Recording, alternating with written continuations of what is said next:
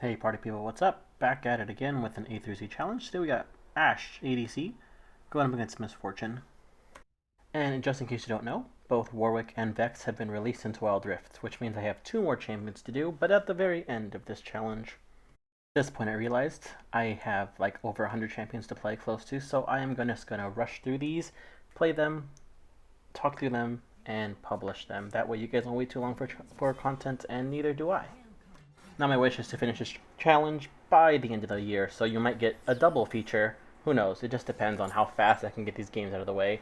As you notice, I'm going completely the wrong way here. I don't pay attention, and I didn't notice this until the game actually starts. But anyway, let's talk about Ashe's abilities. Her passive is Frost Shot, so every time she auto-attacks, she slows you for 20%.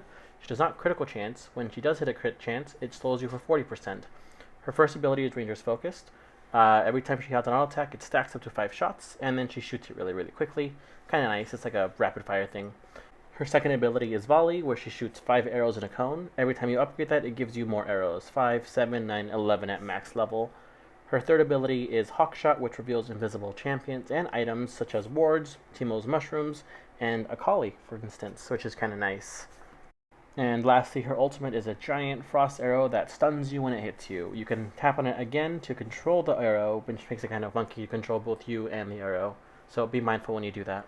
Well, let's make the walk of shame from Baron Lane all the way back to Dragon Lane. Here I give a little leash to Yone by using my volley on the Raptors while I'm making my way downtown. As you can see, I'm going up against a Senna and Misfortune, and I have Janna, and I absolutely love having a Janna support. She does so much damage, surprisingly, and me and her stacking together do really well. Janna's passive gives you temporary movement speed when you're next to her. You can see the little wind gust on my feet. That's an indication of Janna's passive working. That's kind of cool. A lot of times people don't notice the really cool animations that the developers put into this game. So, for example, the little orbs that you have for your support items, they disappear when you don't have a champion next to you, so it proves that you don't have it open or active. And just to be mindful, again, this game isn't meant to be a guide or a how to play Ashe. This is really just a fun challenge I gave myself to play all the champions that Wild Rift has. I'm obviously going to play this a little funny, a little weird. My build may not be correct. I don't know how Misfortune's double shot didn't hit me there, but I'm happy with it. The one thing you need to be mindful of when you have champions or supports that do AoE damage, such as Janna's Tornado, is that you may or may not lose a minion every once in a while due to the tornado hitting the minions, or her accidentally auto-attacking it. You just gotta be okay with it, move on with your life, and just farm the next one. Like, you're getting golds passive like there, right? She took one by auto-attacking it by accident while she was trying to poke the enemy champions, and then she took one with her tornado. And that's fine, right? So you personally as a player, you have to be okay with sometimes you losing a minion. As long as you can get the majority of the minions, you'll end up on top anyway. And Janna's not doing any favors in herself by auto-attacking minions or taking the kill, right? So she loses it. You don't lose anything because you still get the support gold and you still get passive gold. When it comes to going up against Misfortune, here's a nice little tip. Misfortune is a ADC that relies a lot on casting abilities. Her first ability and her second ability and her third ability, they all need to be used for her to do damage. What does that mean? I mean, ignore the word that I messed up. She will run out of mana faster than most ADCs. Like in this instance, she has no mana. So I thought I'd flash in and try to get the kill. She burned her barrier, but she still has no mana, so she can't defend herself. So right here you see Janna flash and use her second ability to secure the kill. I level up and we secure also Senna, who also has no mana. This is something to be mindful of when you're thinking about engaging on an enemy. So we did two things there that we took advantage of that a lot of people may not notice is an advantage for themselves. One, the fact that we had more mana than both Misfortune and Senna, and two, the fact that I was going to level up faster than Senna. That's a nice little level up, cheese. Walking back to lane, I am going to go ahead and show you guys the infamous field goal here where you activate your ultimate and you go right in between both enemies. It's more of a mind trick than anything. No, I'm just kidding. I'm just completely missed. And there you can see my third ability, revealing that ward. Very handy indeed when it comes to you roaming, or if you go up against a Teemo support, for example, or if Evelyn, for example, tries to gank you. You can use your third ability, and when you activate it, it sends out like this powder. And that powder just kind of shows where everything is going, or where everything is. And you see that I'm using my abilities much more frequently now than I was before. The reason for that is because of the item I bought. It's like a big white sword. It's called Manamune or Manamune. And what it does is it gives you attack speed, or attack damage, sorry, ability haste, and 300 mana. The best thing about it is its passive is called All. It gives you bonus attack damage depending on how much mana you have. And every time you use an ability, it gives you mana up to 700. And this is a tier item, which means it will evolve to Mura Mana, which is pretty much the same concept, but stronger. Gives you 1,000 mana, gives you a really cool unique called Shock, or a cool passive called Shock, which does bonus damage depending on how much mana you have. So Yon decided to do a really risky Dragon Call. It's risky because our Kale, our middle lane, is nowhere near middle lane and nowhere near Dragon. It's between us three, me, Janna, and Yon, versus, hypothetically, Galio, Evelynn, Miss Fortune, and Senna. Here appears Evelynn. The second Evelynn pops up, Janna uses her ultimate to heal us. We secure the dragon. I ult Miss Fortune to make sure that she doesn't do a lot of attack damage. Yon gets a really nice triple knockup with her ultimate. We managed to secure both Senna and Miss Fortune really early on. And with early game, I'm thinking I can take care of Evelynn. I use heal. Janna secures a kill. And with that, we got 3 kills, 0 deaths. Very nice. It took us a whole minute to go back and buy ourselves some items. I purchased Phage and Kindle Gem, which means that my next item is obviously going to be Black Cleaver. Now, why Black Cleaver on Ashe? Well, I like the fact that the passive stacks. So my passive is every time I auto attack, I slow an enemy.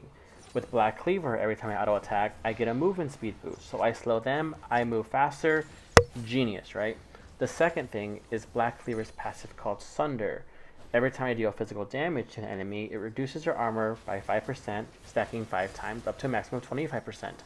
So with my first ability, where I shoot really, really fast, that passive stacks really, really fast.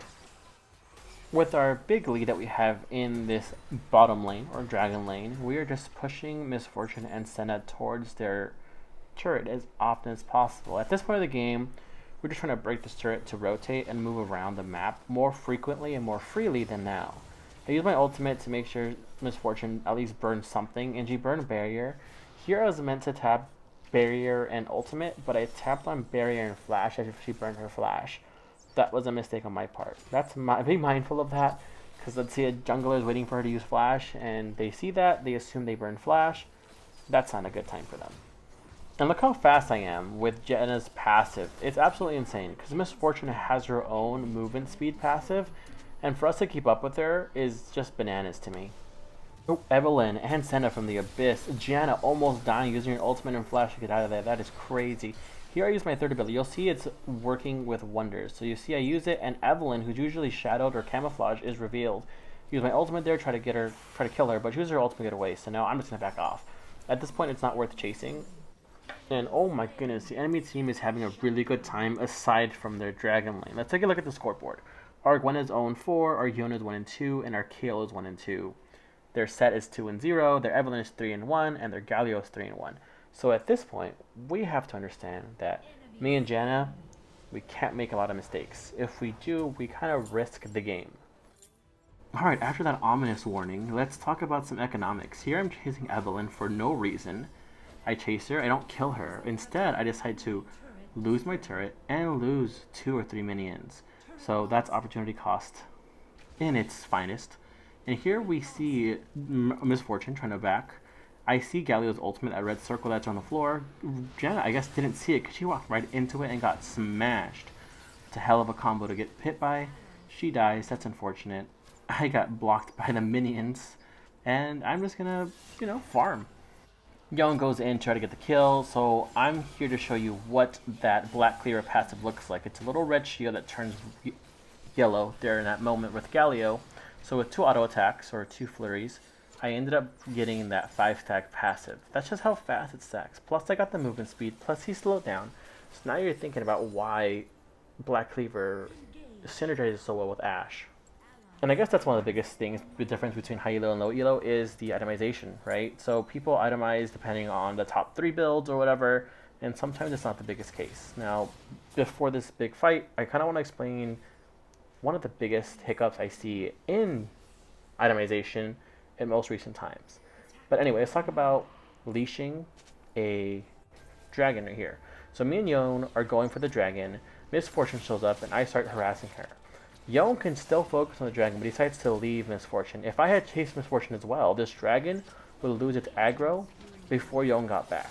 So I went back to the dragon to make sure the dragon's aggro didn't reset. That way we can secure the dragon. Now, I'm not sure if you've noticed, or sometimes it happens to you by accident, when you walk away a bit too far from the dragon or Rift Herald or Baron, it heals super duper fast. That's when you know you lost aggro.